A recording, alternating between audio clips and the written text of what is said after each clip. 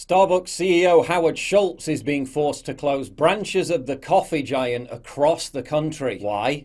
Well, because in his own words in a leaked video, quote, "America has become unsafe." And I don't have to spend too much time on what's going on in the country and how America has become unsafe.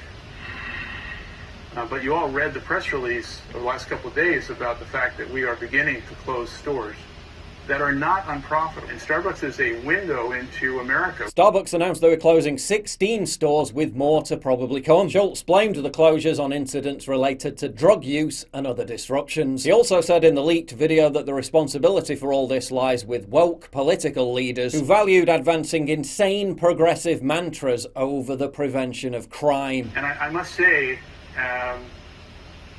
in my view, at the local, state, and federal level, these governments across the country and leaders, mayors and governors and city councils, have abdicated their responsibility in fighting crime and addressing mental illness. Hold up, wait a minute. I made a video in March 2015, 7 years ago, talking about the genesis of all this. In case you forgot, at the time, Starbucks immediately cowed to the nascent Black Lives Matter movement to institute an absolutely absurd policy. That policy involved training their barista staff to start conversations with white customers about how racist they are. Yes, this actually happened. They actually told their staff to confront their own customers and put them on some kind of weird, awkward white guilt trip. Then what happened 3 years later in 2018? Starbucks announced they were basically turning themselves into America's biggest public toilet. All because 2 black men in Philly were arrested after trying to use the Starbucks bathroom without paying for anything and then refusing to leave. After which time each and every dreg of society was given a free pass to conduct their business in Starbucks toilets, but the company didn't stop there. Starbucks followed up by subjecting their long-suffering staff to bizarre re-education struggle sessions, where they were forced to watch endless video after video of white cops attacking black people, even though the incident that sparked it all had nothing whatsoever to do with police brutality. So Starbucks threw in its lot with the BLM mob,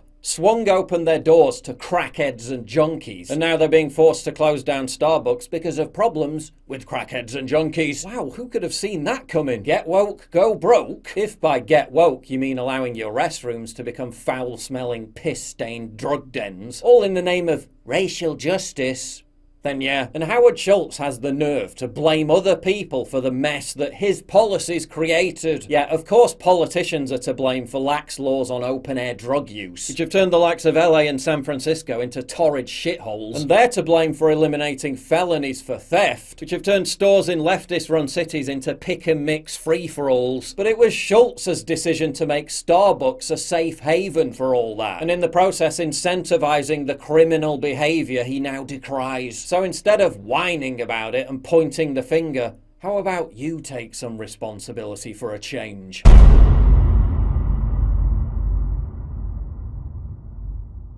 To get exclusive content, early access, behind-the-scenes stuff, and to personally interact with me, please sign up for my community at pauljosephwatson.locals.com. Link in description, and thank you for your generous support.